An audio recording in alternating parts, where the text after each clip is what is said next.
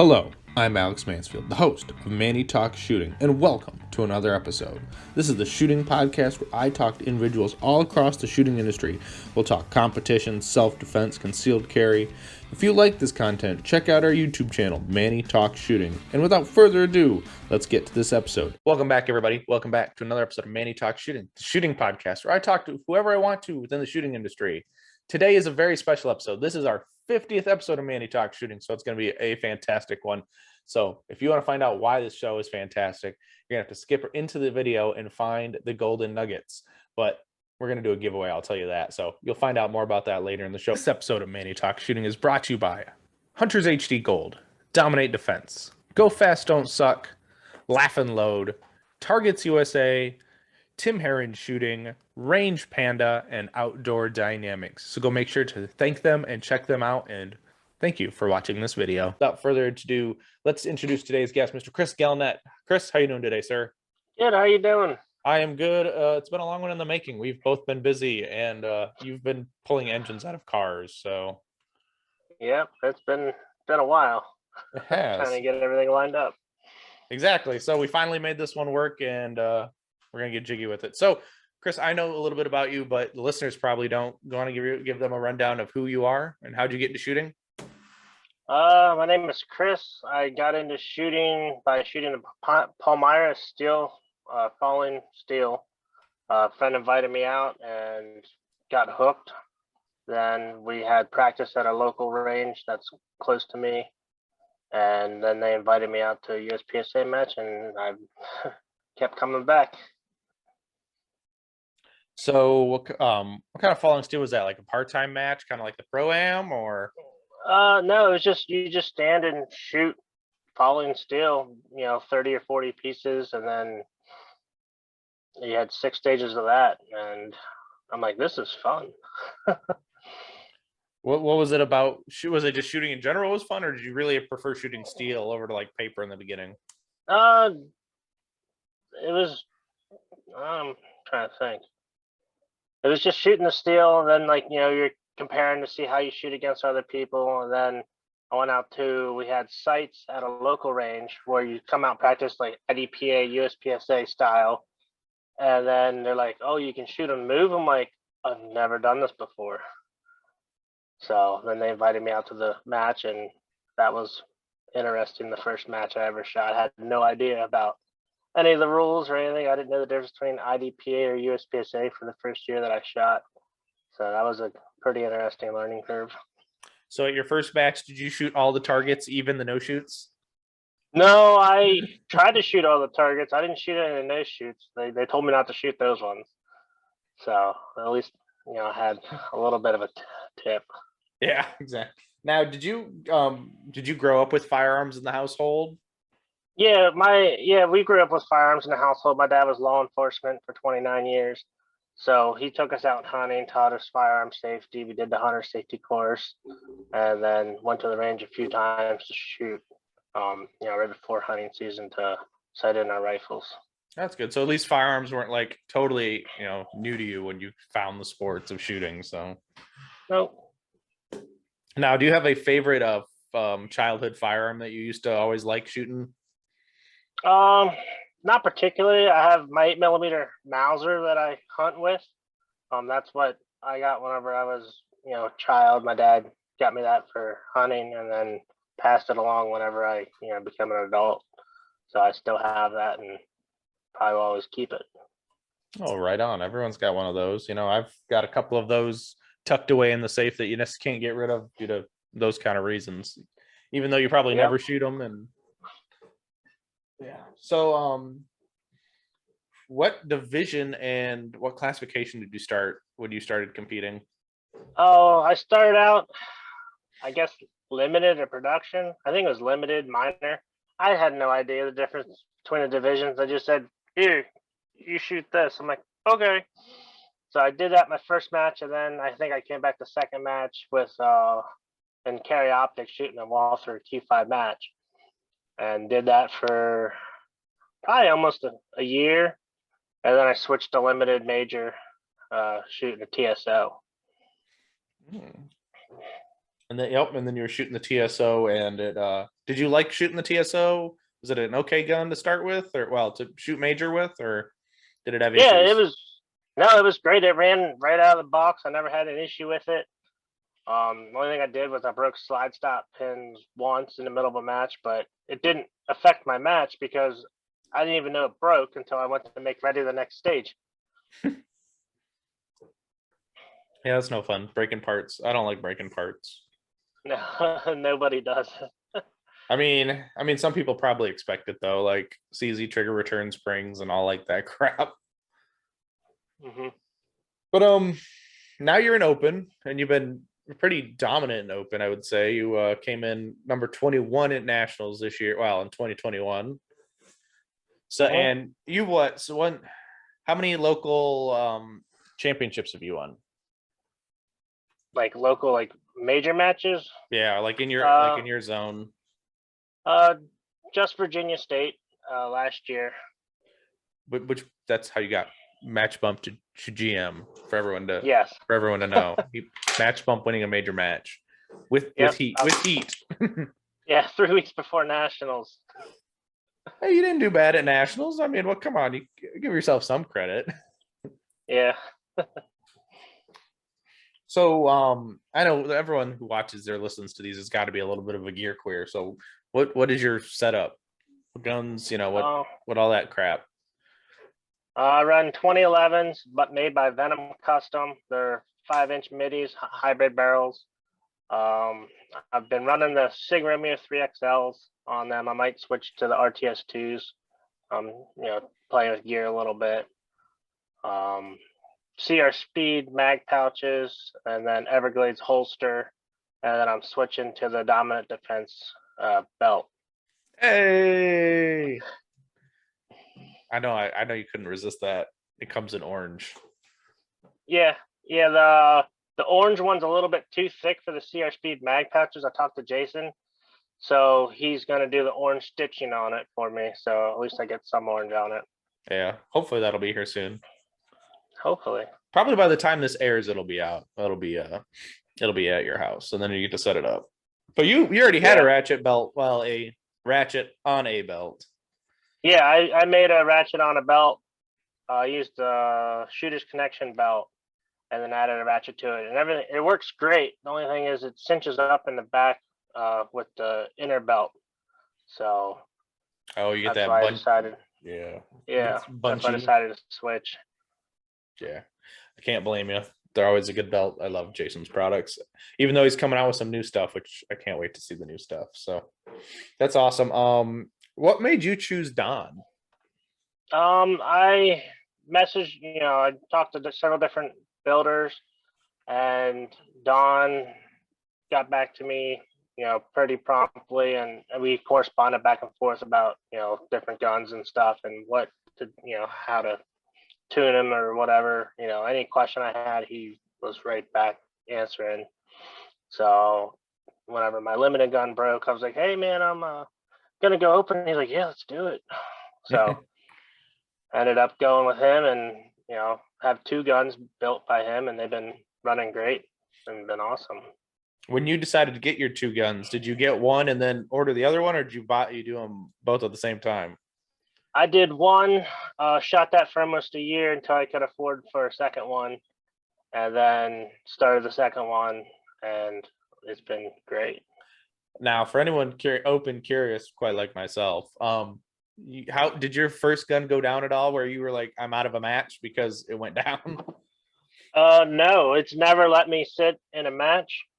I did crack a sludge since I'm shooting 9 major, but he got that taken care of, and I was never without a major match without open. So he's been fantastic. Oh, that's good. And I know you're not the only person I know who shoots a Venom. A couple other shooters I do know shoot Venoms, and they have nothing bad to say about them, and they like Don. Even the last guy I talked to, his third one finally. Well, he just had another one come in, so it was kind of cool. It was a stainless and gold looking gun. So Yeah, I saw that. that thing was That was pretty blingy. baller. Oh yeah, I said you got to get it diamond encrusted next time.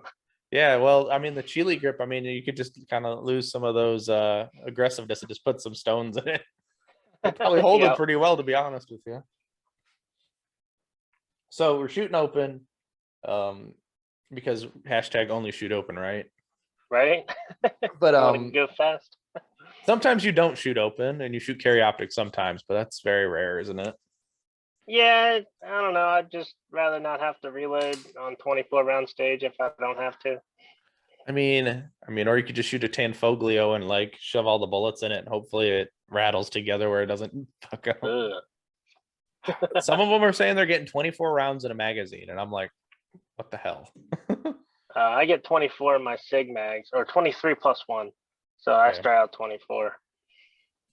Yeah. I think it was Jared Fox said he could get 24 plus 1. And I'm like, oh, geez. You do you. Got to risk it to get the biscuit. Yeah. So, Chris, what is kind of driving your shooting right now? Because you're already GM, you're already winning majors. What's pushing you right now? Just having fun shooting. Trying to compete against the other heat in the area. There's several other GMs in our area, and then when you go to a major match out of town, compete against them to see how you stack up against them. Gotcha. Now, how much open heat do you see at like a local match? Depends on which local match I go to. Like if I go to up to Ontolani, they do 2-day match. There's about 150 or so shooters.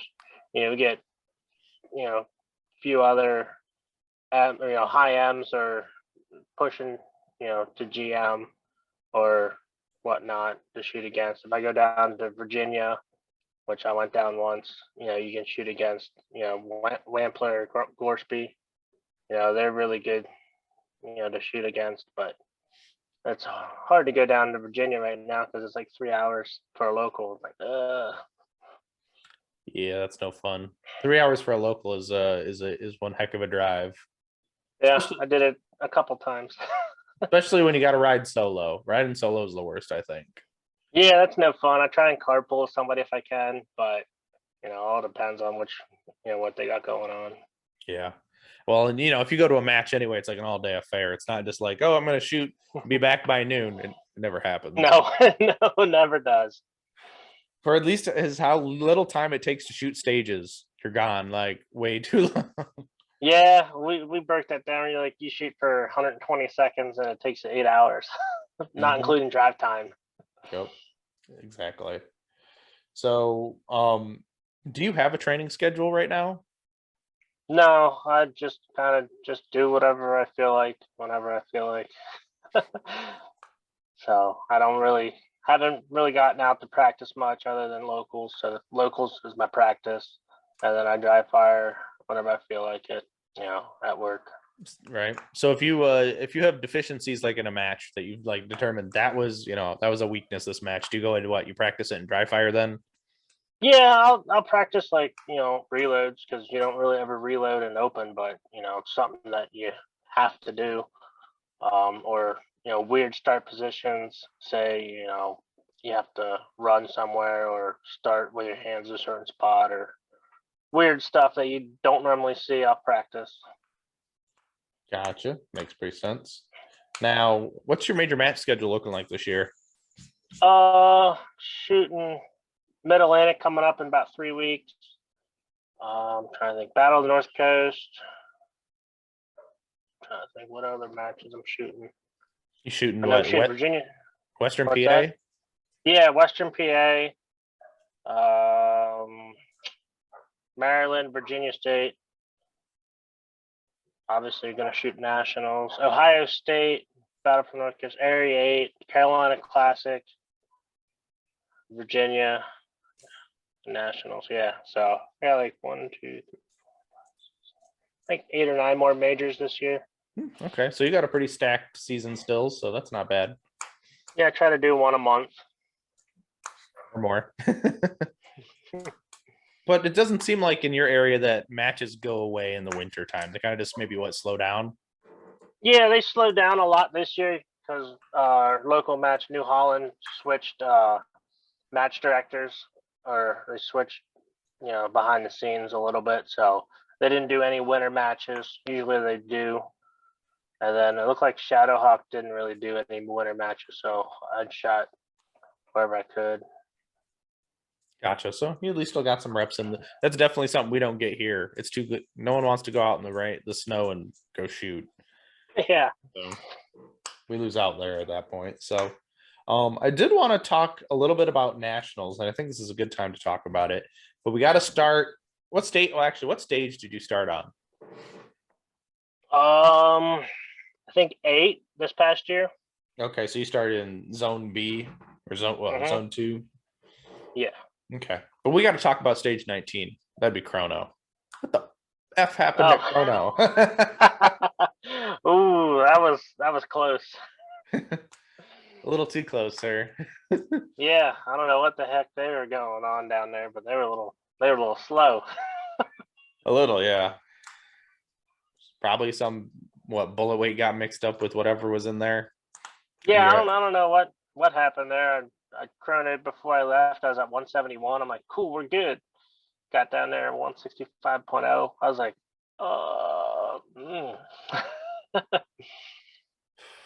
And of course, it only had to be the Chrono, the sample 8 baggie, right? It was like, yeah, right. I was like, geez, what the heck happened here?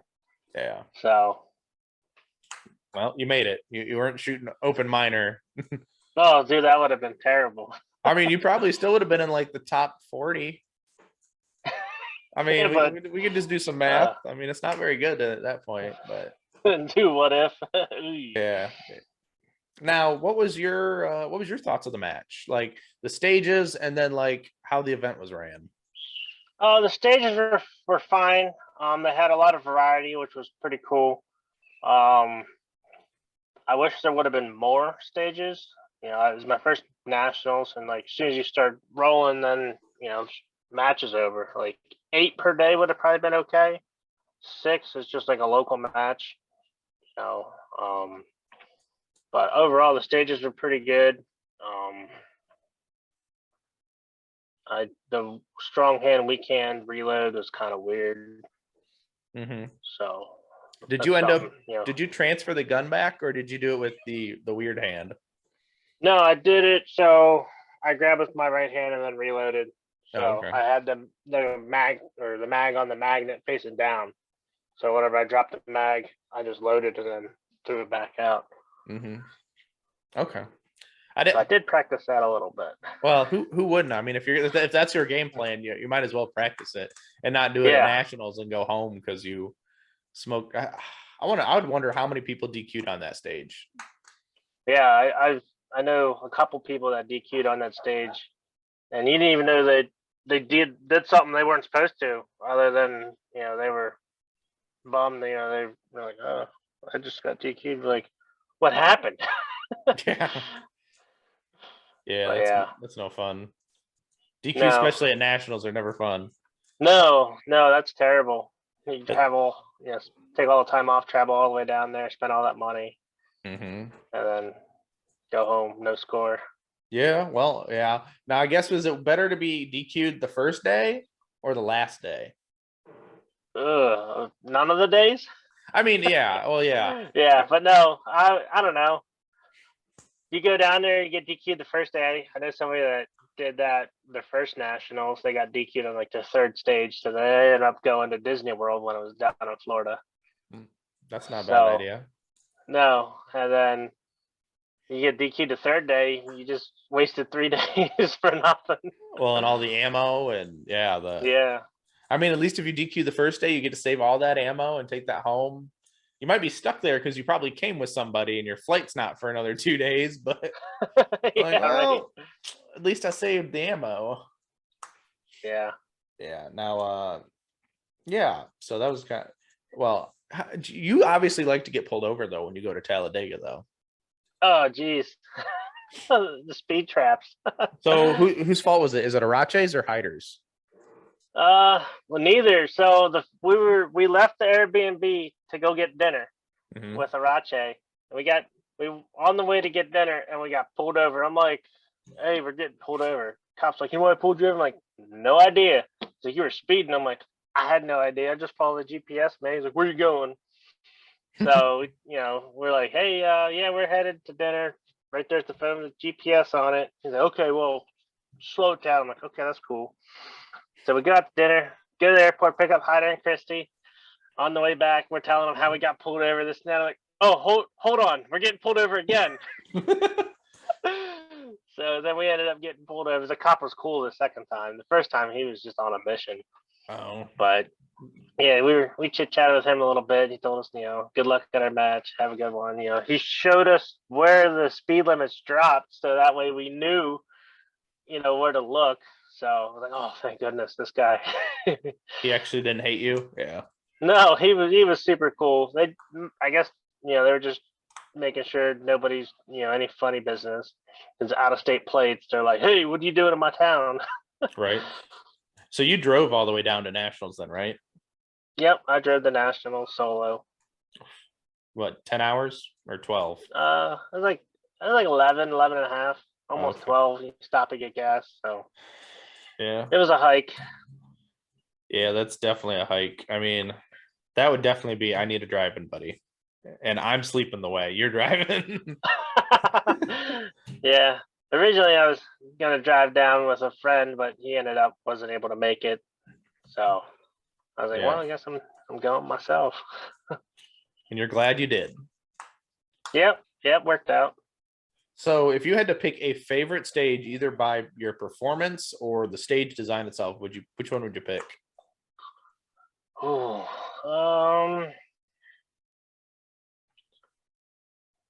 I like, what was it? What's the second to last one? I'm trying to think. Not the one where it's like a 40-yard dash, but the one I think before that. With the really far swingers? Really far swingers, and then the three low boys in the front.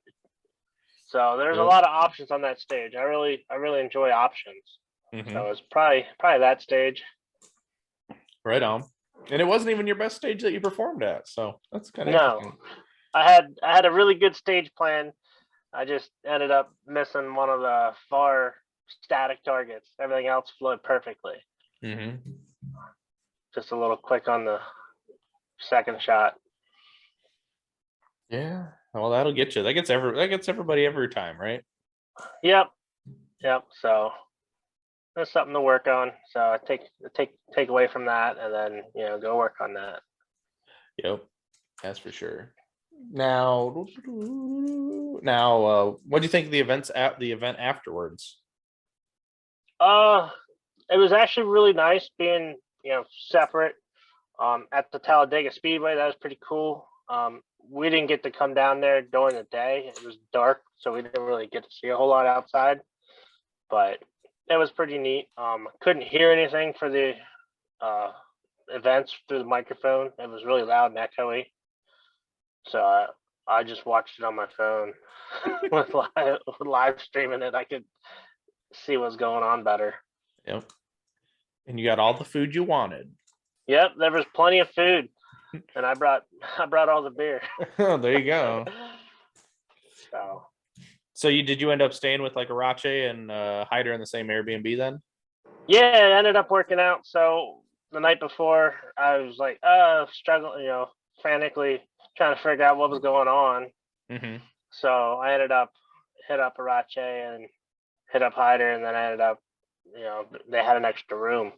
So it worked out great for everybody because then I drove. They didn't have to rent a car. So it worked out good. There you go. That's always good. Can't beat that, really. No. I got to hang out with, two cool people, that are in the shooting sports. And then Hyder's wife, she's so funny. Yeah. She's like one of the guys. Yeah. I met her back at Ryan Rocks last year. So that was quite nice to get to meet them. And first time seeing Hyder. And I knew Arache before then, but it was kind of cool to see like a top 10 GM freaking hose down targets. Mm-hmm. Yeah, he's pretty quick with the trigger finger. That's for sure. Now, if you could have changed one thing about Nationals last year, if it be your performance or whatever, what would it kind of be? Just kind of go with my gut feeling instead of watching everybody else and kind of hold back a little bit. Some of the things I didn't quite do exactly the way I would normally do it. I try to play it safe, and not necessarily to the benefit.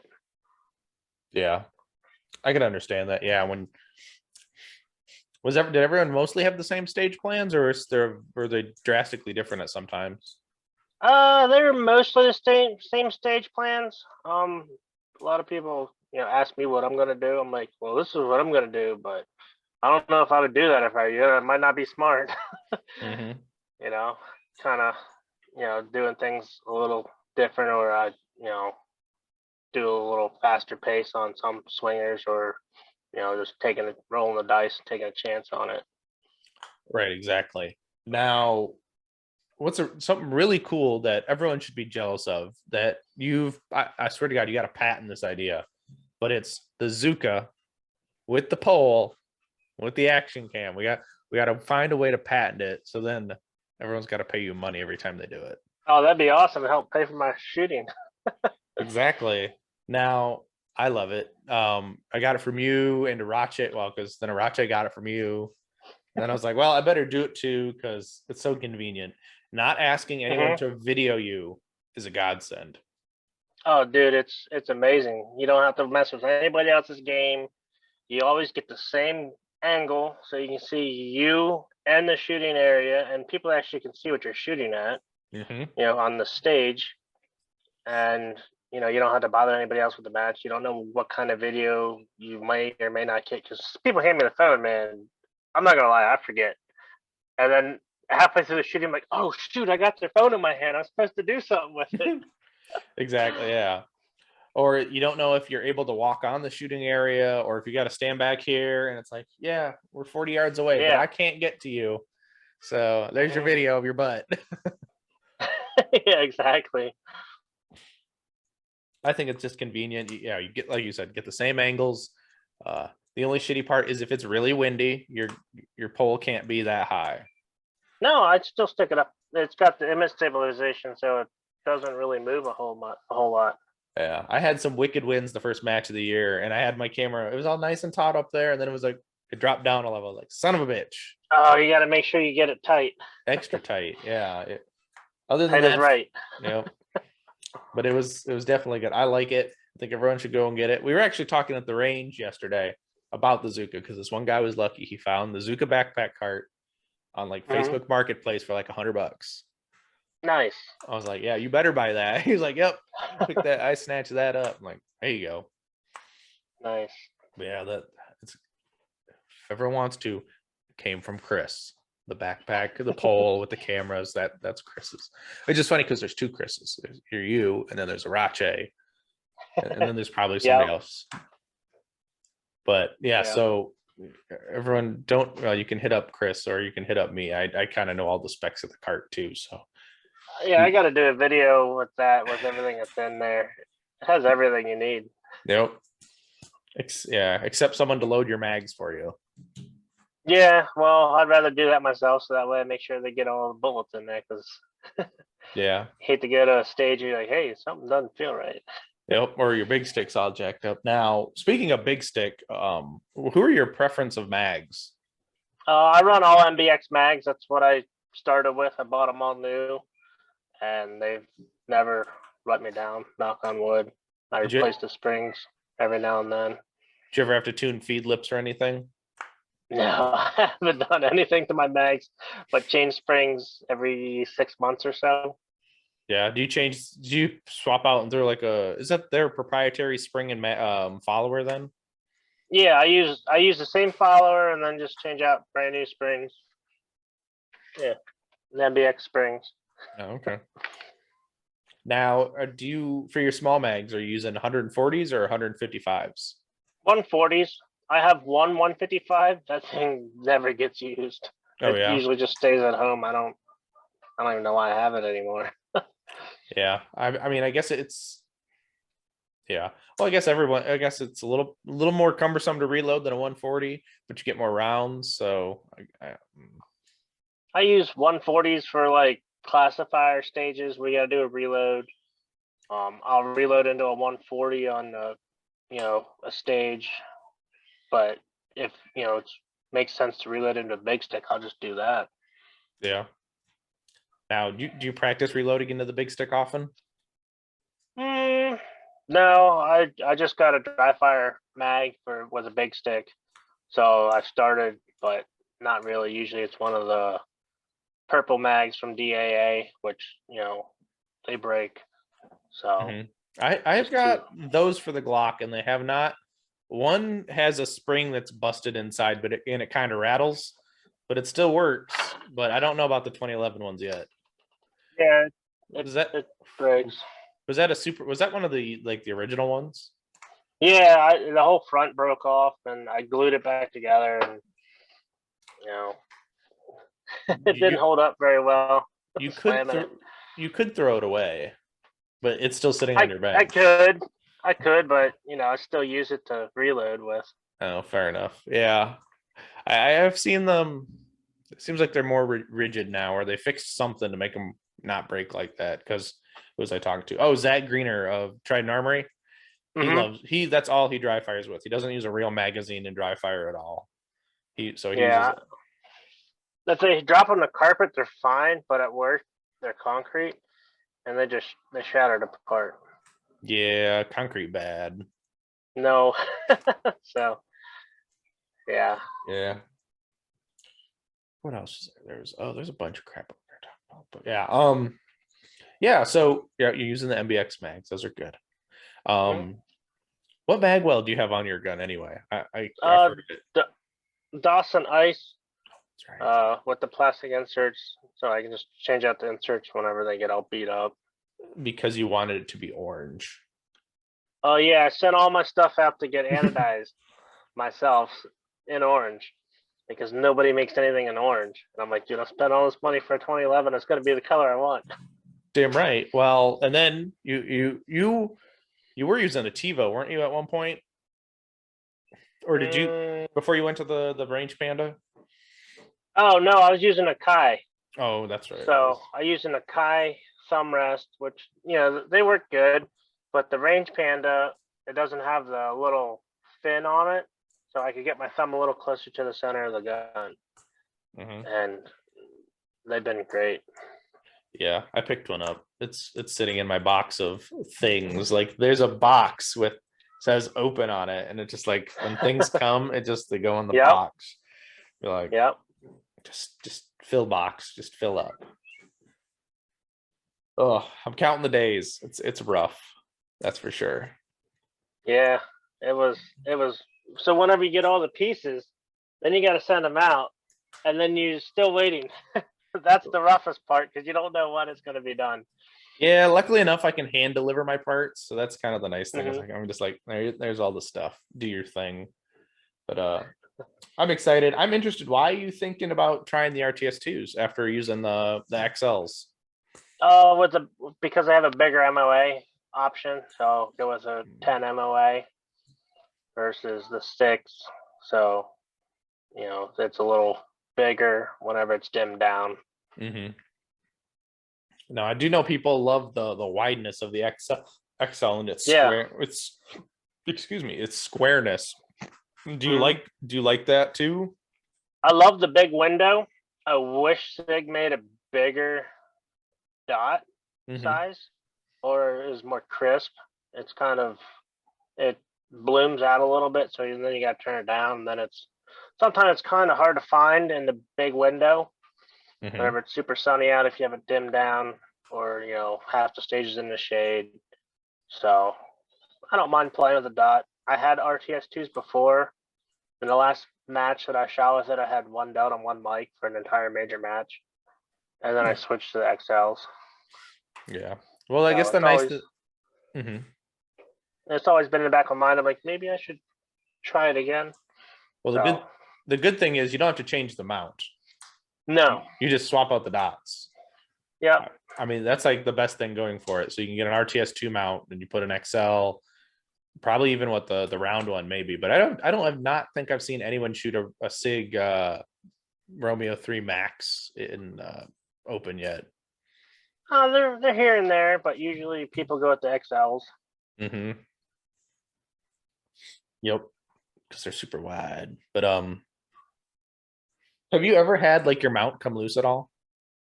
No, I never had the mount come loose. I never had the dot come loose. I did have the dot lose 0 on the way. I guess whenever I flew down to Florida Open last year, my dot lost 0. So the first 2 stages, I had 7 mics.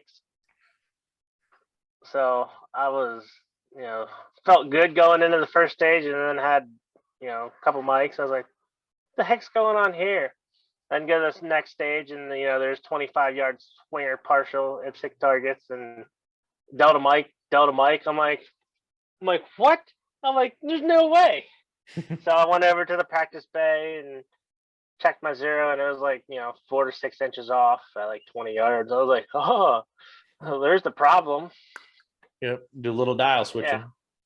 Yep. So re-zeroed that, but by that time I was so far in the hole, I couldn't even dig out. I ended up having like 20 mics for a major match. I was like, I think I'm just gonna quit. Right. That's like a C class guy, right? Having 20 mic, or well, even worse, probably like a D class shooter having 20 mics. Oh, it was terrible. I was like, maybe I should just go, take up knitting or something. Well, at least you found out that it was 0 issues. Yeah. Yeah. Now, we've already had you had what? You just had Delmarva, right? Mm-hmm. Yep, that was last weekend. How was the Delmarva match? It was okay. It was a lot of the same on each of the stages. You start outside with the feet touching. You got to go to one corner. You got to go to another corner. They had 2 stages one stage with steel, one stage with a swinger, 2 unloaded starts, and then 2 stages with 3 rounds per target. So it wasn't a whole lot of, variety, but it was okay. Let you, hang yourself if you had a mic or a miss, on a stage. That was detrimental because a lot of stages are about 24 rounds. So any little mistake, was a lot more than, 32 round stage. You can make it up with time. Mm-hmm. Gotcha. Now, is that like the flavor of that area, or is that just kind of that match? I think that was that match with that match director or the person that designed stages. Because we shot Delmarva, I think they didn't have it for about 2 or 3 years. Mm-hmm. But the last time it was further down in Maryland, and it had a different flavor. So I don't know if that was just, that match at that range. Not sure. Mm-hmm. Gotcha. Yeah. So you came in what? What'd you finish in that match? 5th overall, 3rd for open. Damn, PCC shooters sneaking in there. Yeah, every other. So you came in 3rd and open. Probably not the finish you were looking for, but was it a close race, or were you in the hole a little too far? I was in the hole too far. I dropped, I think, 4 mics. The first stage of the day, I dropped a mic, and I'm like, oh. And then the other 3, I thought I called good shots, but they were just off paper. They set the tucks or the IPSC targets, set it straight up and down, set them at, a slight angle. So it'd be like alpha bike right off the top. Oh, yeah, no fun. They got me. So that's something I got to pay attention to, moving forward. Yep. That's always, at least you came away with takeaways from that match, right? Always something to work on. Always. Yep. I mean, it's either you're winning or you're learning, right? Exactly. Yeah. Well, this is the part of the show where I'm going to break in. I'm going to tell you about this awesome giveaway we're going to have. Welcome, everybody. Welcome to the announcement of this awesome 50th episode giveaway. I want to first thank the listeners for making this possible, checking me out every week in, week out of 50 episodes of Manny Talks Shooting. Without you guys, I wouldn't be able to do what I'm doing and making it a possibility, and truly honored and grateful for you to listen every week. But so I want to repay that. But we've got to thank the sponsors of this episode and the giveaway. This episode has been sponsored by Hunters HD Gold, Dominate Defense, Go Fast Don't Suck, Div Tech, Laugh and Load, Tim Herron Shooting, Targets USA, Range Panda, and Outdoor Dynamics. All of these fantastic companies have put something in towards this awesome giveaway. So go and thank them for their support and their patronage. Thank you guys so much. So guys, I'm going to give you the rules to enter this giveaway. Kind of simple. So when this episode goes live at 9 a.m.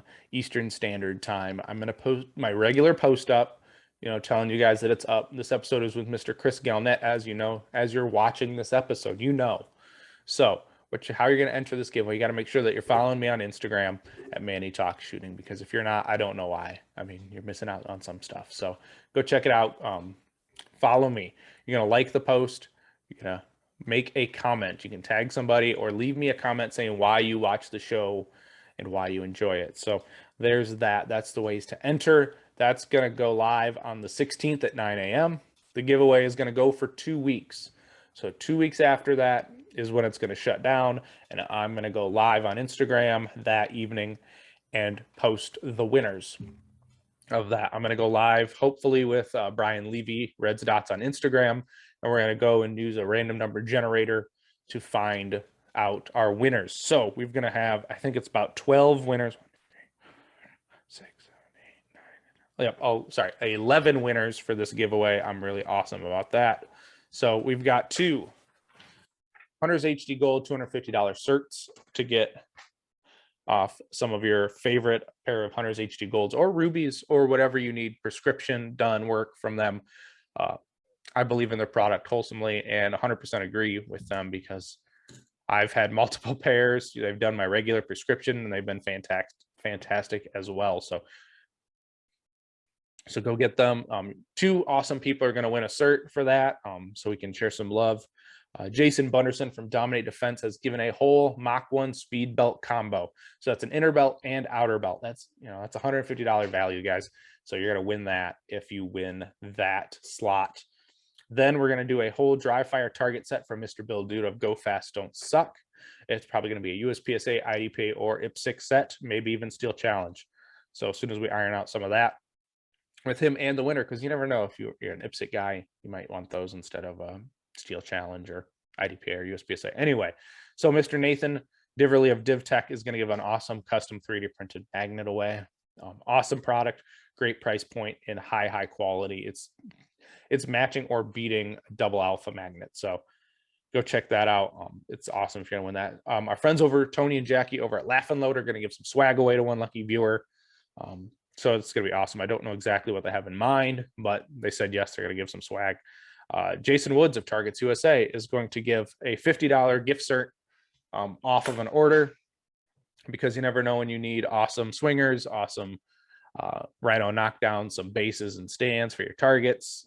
It makes everything a little bit easier. So if you've been eyeing something, if you win that, now's the time to buy it. So yep, so 50%, $50 certificate off Targets USA. Tim Herron of Tim Herron Shooting is going to give a 1-hour online training session away to one lucky viewer. So if you win that, you get to sit down over probably Zoom with Tim and go over some things in your training and give you on the right path. If you've hit a slump, that'll be awesome for you. Tim's a phenomenal person and a great instructor. So can't undervalue that enough, or overvalue that enough. I'm sorry. Anyway, Mr. Eric Steiner of Range Panda is going to give a Dillon 650/750 kit away. And that includes actually a lot of stuff. So it's going to give the spent primer chute. So instead of using the cup, you install the primer chute and you run a tube down to like a Gatorade bottle or a bigger container to put all your spent primers in. We've got the locator tabs that you put on those brass pins, essentially on your shell plate, make them easier to take on and off. Those are so convenient.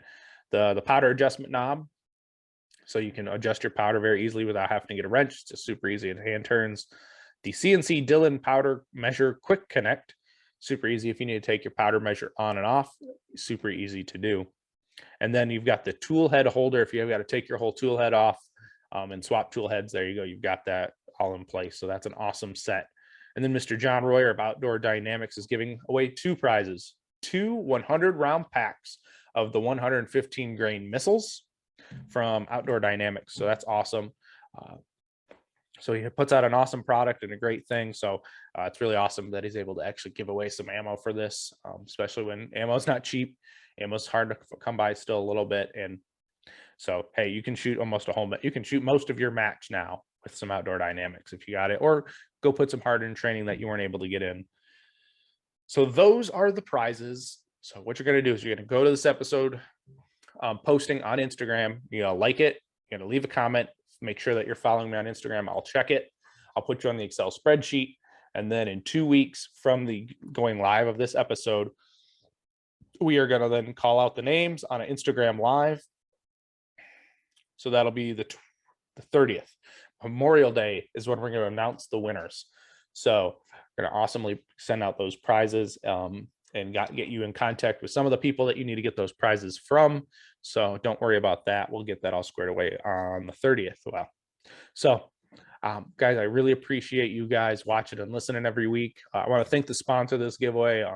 Without you guys, we wouldn't be able to make this happen. So thank you from the bottom of my heart and for the listeners. So thanks, guys. Now let's get back to this episode with Mr. Chris Gelnett. Thank you for listening to that commercial break about our awesome giveaway. So back to the show now. Chris, do you have any major, out of all those majors you're shooting this year, is there one in particular besides the Nationals that's sticking out that's going to be either extra fun because you're shooting with certain people, or you've always looking forward to that match?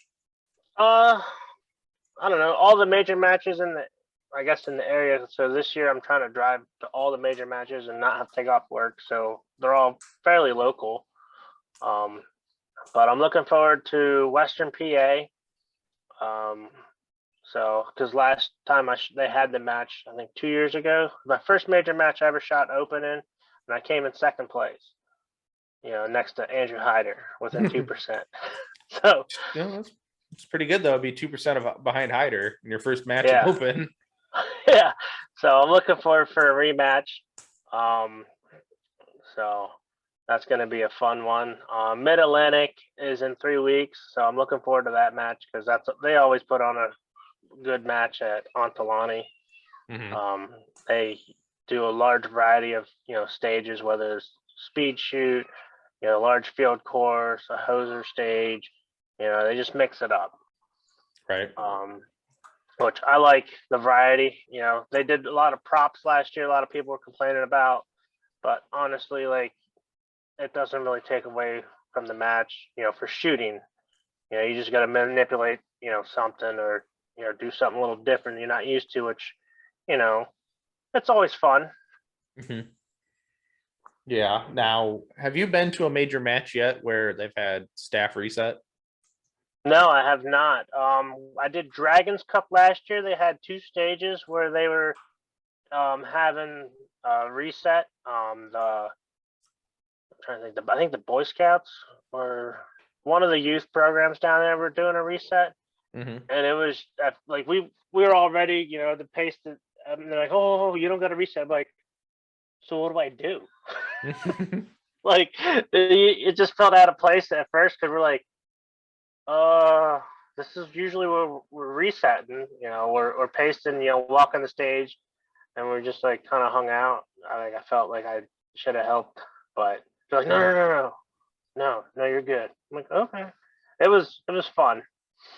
Yeah, that was pretty neat. Would you like to see the matches go to that format, or are you kind of like, I'd be bored and disengaged in the match?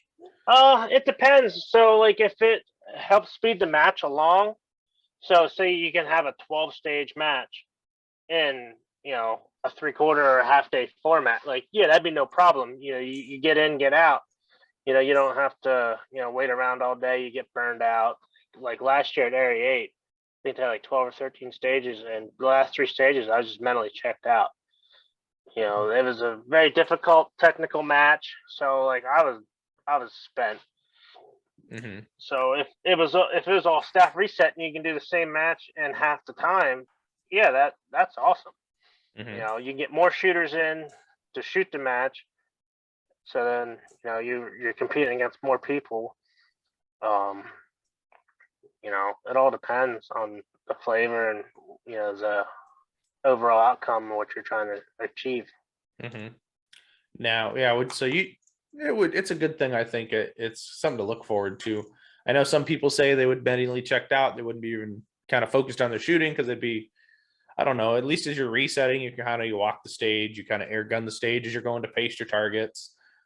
Everyone, you need to go and stop, go to Ben Steger Pro Shop, go buy yourself a paster gun because you need one. Like, I don't know how much, it's so easy it is, like even at a local, you just got your 2 guys with a paster gun and you go, Yeah. and then you're done.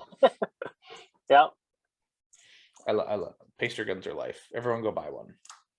Yeah. I'm like, I shoot open. I got an open paster gun. I'm like, I'm here to paste targets. Yep. Well, think about it. You could have 3 paster guns. One for regular pasters, one for no shoots, and one for hardcover. I guess you could. You could. At least then it'd be better than like the strips behind the target, like that are just getting shot to pieces when somebody shoots the stick. Yeah. Because it never fails. They will shoot the staple, and then the pasters go flying. Oh, I hate whenever the pasters are all waving around whenever you're trying to shoot. Mm-hmm. It's just distracting. Yeah. Now, speaking of moving around, do you have a favorite type of mover? Trying to think. Not particularly. They had at Dragons Cup last year. They had the one that like oscillated weird. That was pretty neat. That was a little different. It was the first time I ever shot one of those. I was like, whoa, like that's not what I was expecting. But fast swingers, whenever they set it up for, where you can't shoot on the dwell, that makes it very challenging, especially at distance. But bobbers, you gotta get the timing on. So no, I don't really have a particular favorite one or least favorite one. They're all, challenge. Now, is there one that you've seen kind of get neglected in matches that you hardly see? Kind of think. No, I know Ontalani got a new one where it was like a double swinger. So they put one target here, one above it, and they rotated at different times, and they put a no shoot in the middle on each target. So that was interesting to shoot at. Yeah, I bet that would be kind of interesting. That's for sure. Yeah, there was a lot of heartbreak on that stage. Yep. Oh no, I shot the no shoot twice. And I didn't get any on the brown paper. Yeah. So were those pretty fast swingers or were they kind of slow? No, they were pretty fast, and the way the timing was, they weren't like both coming the same way. So they were like back and forth each way. The timing was completely different from the top one to the bottom one. So it was interesting. Yeah, that would definitely be interesting, especially if you're trying to track the other and you're like getting messed up by the timing on the other one too. Yep.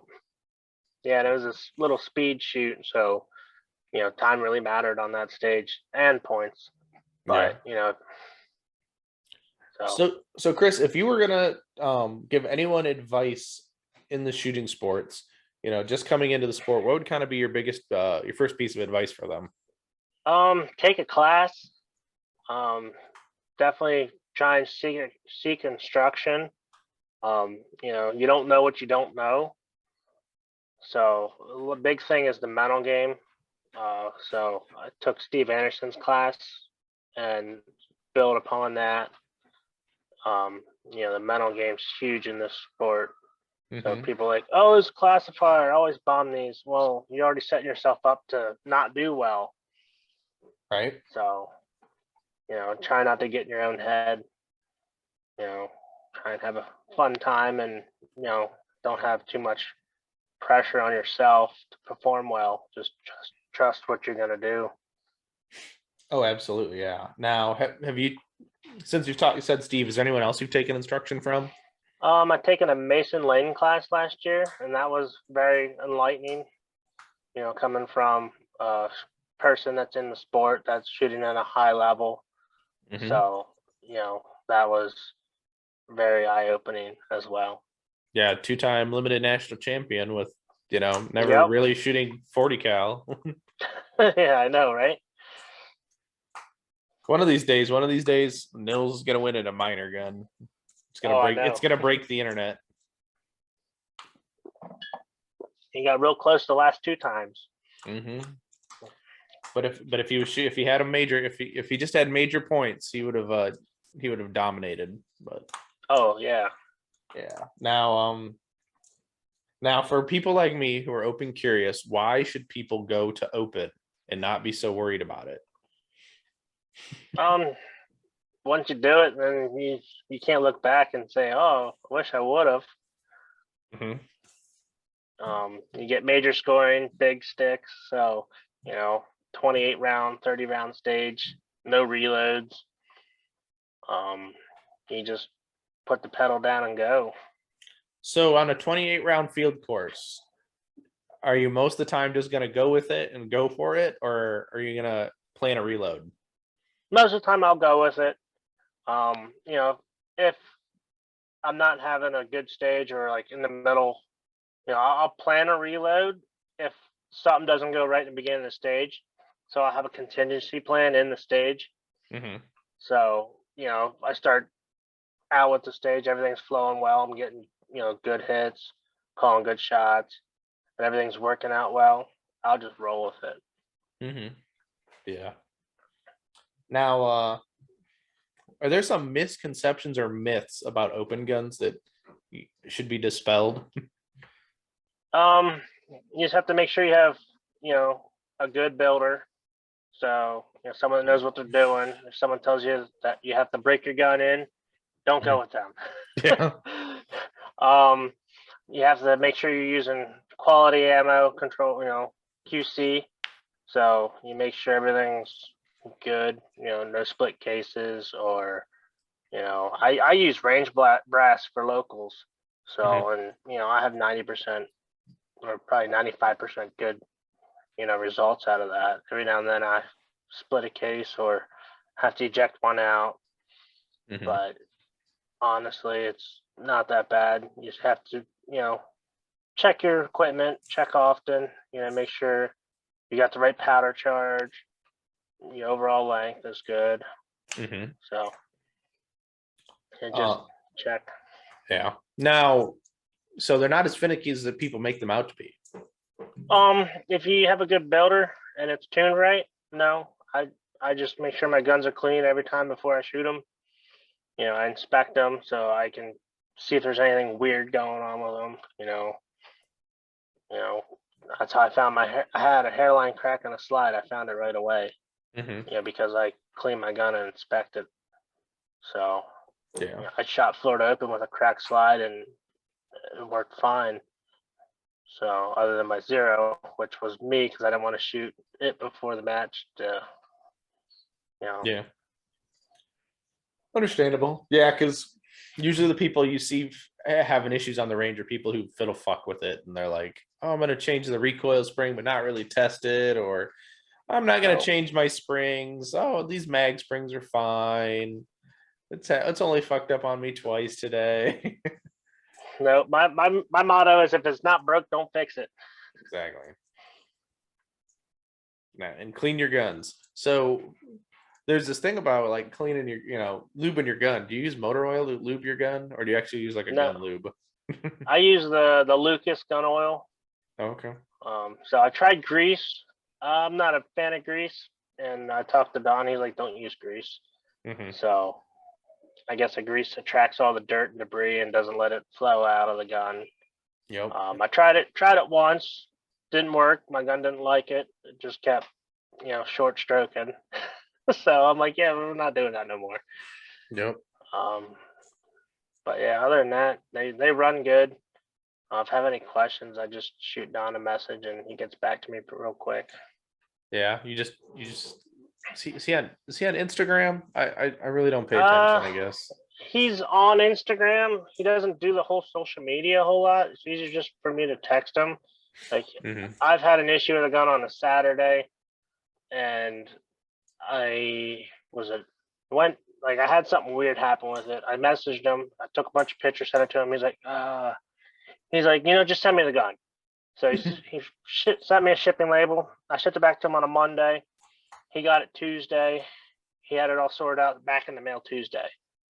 So I had it Thursday, and then went up to Area 7 and shot Area 7 with it. Like, his customer service is on point. It's always a good sign. Yeah. So, Especially when he'll answer messages on a Saturday or, and just be like, screw it, this is too easy. Just here's the $30, there's the label. yeah. Yeah. So he's been awesome, big support, for, anybody that he built a gun for. Yeah, that's pretty cool. Now, did you had a big aha moment about training or about shooting that you wish you kind of knew sooner? Probably last year, right before Virginia State, I felt a big breakthrough coming. Mm-hmm. And I got to get back into that mindset where I don't have to try to go fast. I just have to just do me. Mm-hmm. Trust the process, like Steve Anderson says. So, worry about consciously getting points or, seeing your dot lift off the target versus trying to push speed. Mm-hmm. That's always a good one. Yeah. Trust you. Don't necessarily worry about everyone else is doing. Just shoot your game plan, shoot your stuff. Yep. A lot of people I feel get sucked into what are you doing? What's he doing? How many points am I down? When it really doesn't matter truly on match day. It matters at the end of the day, but not, oh, I'm looking at this stage, at least for most people. I mean, it might matter if you're on the super squad, right? Where tenths are really mattering and, whoever gets to go home with the big old trophy at the end of the day. But just shoot your match. Don't worry about what you're doing and have fun. Because I found like squatting with people that are really negative, it just doesn't work all day. It's just like you're in a bad, funky mood and you're like, nope, I'm just going to go squat with the people I enjoy squatting with and have fun with. Exactly. And that's the biggest part. If you're not having fun, then what are you doing here? Expensive ballistic masturbation. Especially when primers are like 10 cents a primer, and I know. It's rough. It is rough. Now, are you planning on taking any classes in the upcoming future? Yeah, I would like to take a couple classes. It's just a matter of either having a class that's close by to be able to sign up for on a day that's not on a major match, or hosting a class and getting it all set up for the future. Yeah. Do you have people in mind you're thinking about or not quite yet? Yeah, there's probably 3 people I'd like to take a class from, to get their nuggets of information out of. It's just a matter of trying to get it all set up and coordinated because they're highly sought after and super busy. Yeah. Who isn't busy nowadays? It just seems like if you're not working a full-time job, you're working an extra full-time job plus shooting and instructing on the side. And Exactly. I was supposed to take another Tim Herron class this year, but I was just like, my schedule's too busy and I don't have enough vacation time. Yeah, that's what I ran into last year. I took too much time off. So I had to dial it back this year and, try and shoot a major match where I don't have to take off work. So I just cram it in. And you actually won Virginia State working on staff, didn't you? Yes. Now, do you plan on staffing any matches this year or all shooting on the weekends? I'm taking off for Maryland State. So I'm working Maryland State match. I try and work one major match a year to try and give back to the sport because, if I don't work a match, who's to say the other guy doesn't want to work a match either? You got to give back. So I try to make it a point to work one major match a year. Now you got that fancy Super Wrestling WWE belt, don't you? Yeah, I actually got 3 of them. Oh, fancy. So you have one more than Matt Hempel? Yeah, I guess so. Uh-oh. Come on, Matt. Mine's bigger than Matt's. Oh, yeah, because you probably have the high overall one, too. First open and then high overall. Yep. It's got to be sportsy. It's got to be pretty cool. They collect in dust or they're hanging up somewhere pretty cool. They're hanging up on my wall in my bedroom. Oh, there you go. The wife's got to love that, right? Yeah, well, she's the one. She's like, let's put them over here. I'm like, no, let's put them over here. She's like, no, put them here. So they're in the corner of our bedroom next to the bear. Oh, there you go. Oh, was it a full bear mount or? Bear rug. Oh, so bear rug. Yeah, we got a bear a couple years ago. I guess it was almost 2 years. Yeah, about 2 years ago. Muzzleloader season. Like a black bear? Mm-hmm. Okay. Fun fact, my stepfather's a taxidermist, so it's kind of going into his shop, you see like all this stuff on the walls, like, oh, that's cool. That pose is like a million years old that nobody uses anymore. And it's Yeah. really well, and then like you walk into the garage and it's like, and you go over to their house and be like, it's like, how many did they drop off today? Like they're just Oh yeah. bags of hides of like for deer. And it's like this was not that bad when I was over here like a week ago. Yeah, I don't know how they do it. I'm a germaphobe when it comes to stuff like that, but I have no problem getting greasy and dirty in a garage. Well, yeah. As long as you just don't drink the antifreeze, right? Just don't drink the No. antifreeze. No. Yeah, that's God.